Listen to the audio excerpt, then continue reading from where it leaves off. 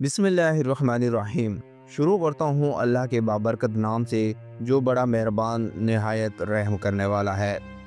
ناظرین محترم، ایک مرتبہ ایک کافر بادشاہ نے مسلمانوں کو نیچا دکھانے کی نیت سے چند پیچیدہ اور حیران کن سوالات تحریر کیے اور انہیں ایک خط کی صورت میں مدینہ منورہ بھیج دیا۔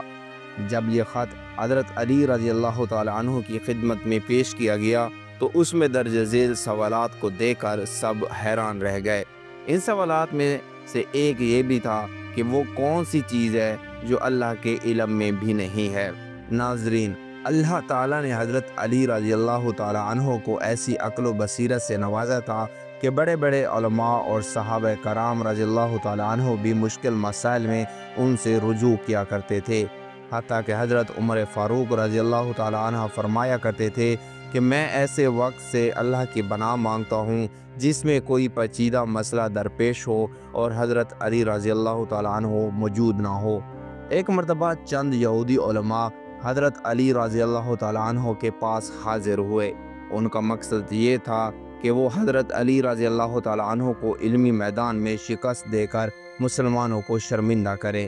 انہوں نے حضرت علی رضی اللہ تعالیٰ عنہ سے کہا کہ ہم آپ سے سوالات کریں گے، لیکن شرط یہ ہے کہ ان کا جواب آپ ہماری کتاب یعنی تورات سے دیں۔ حضرت علی رضی اللہ تعالیٰ عنہ نے مسکرا کر فرمایا، اگر میں تمہارے سوالات کا جواب دے دوں تو کیا تم اسلام قبول کرو گے؟ انہوں نے ہاں میں جواب دیا۔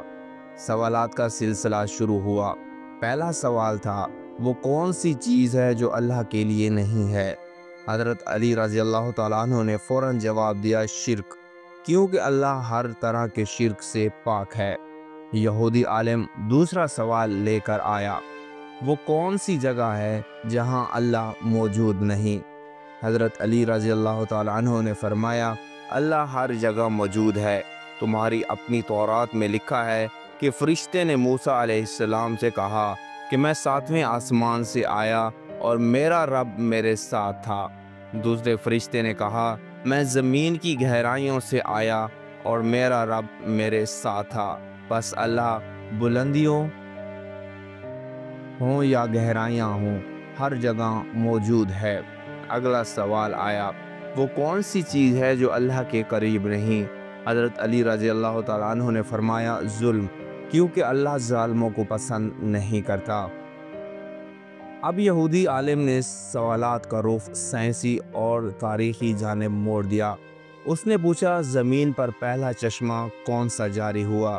حضرت علی رضی اللہ تعالیٰ عنہ نے جواب دیا، جس چشمے سے حضرت خضر علیہ السلام نے پانی پیا وہی چشمہ اولین ہے، نہ کہ بیت المقدس والا چشمہ جس کا تم گمان کرتے ہو۔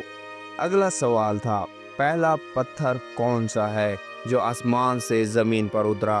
حضرت علی رضی اللہ تعالیٰ عنہ نے فرمایا، حجر اسود، جو خانہ کعبہ کی پہلی تعمیر کے وقت نازل کیا گیا۔ یہ بیت المقدس کے پتھروں سے کہیں پہلے کا ہے۔ سوال آیا، ایسی چیز بتاؤ جو ہمیشہ کم و زیادہ ہوتی رہتی ہے۔ جواب ملا، دن اور رات۔ ہر دن ہر رات پچھلے سے مختلف ہوتی ہے، یہی کمی بیشی ہے۔ اب سوال ہوا، کوئی بے جان چیز جو سانس لیتی ہو؟ حضرت علی رضی اللہ تعالی عنہ نے فرمایا، صبح، جو طلوع ہوتے وقت سانس لیتی ہے، حالانکہ اس کے پاس نہ روح ہے نہ جسم۔ سوال آیا، ایسی جگہ بتاؤ جہاں سورج کی روشنی ایک بار پڑی ہو اور دوبارہ کبھی نہ پڑی ہو؟ حضرت علی رضی اللہ تعالی عنہ نے جواب دیا، وہ جگہ سمندر کی تہہ میں تھی جہاں حضرت موسیٰ علیہ السلام اور ان کی قوم نے معجزانہ طور پر خشکی پر راستہ بنایا۔ سورج کی کرنیں وہاں ایک بار پڑی لیکن دوبارہ کبھی نہ پہنچ سکی۔ اب سوال ہوا، دو ایسی چیزیں بتاؤ جو ہمیشہ حاضر رہتی ہیں اور دو جو ہمیشہ غائب۔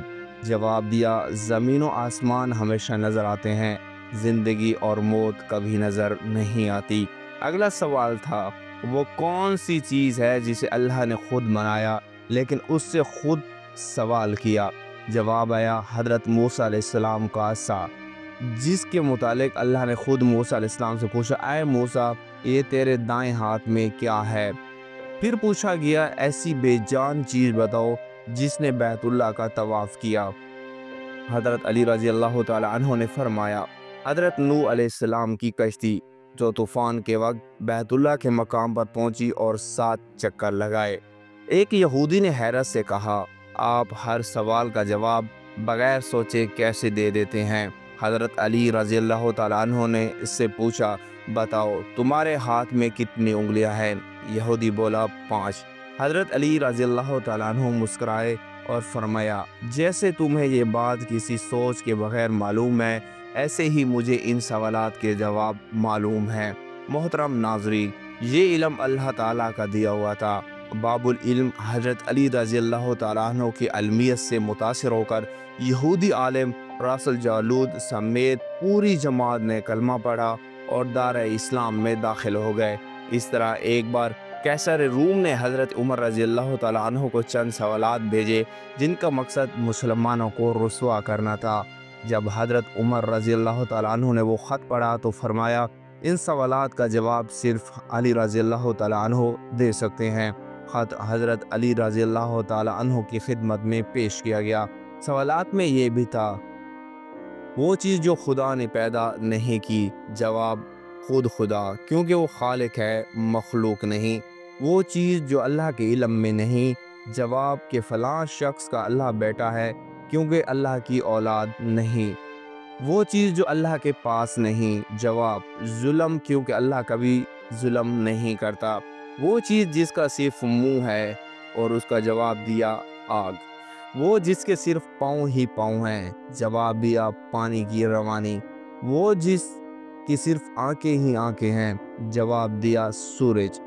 وہ جو شکم مادر میں نہ رہا؟ جواب، حضرت آدم علیہ السلام، حضرت حوا علیہ السلام، حضرت عیسیٰ علیہ السلام، موسیٰ علیہ السلام اور حضرت صالح علیہ السلام کی اونٹنی۔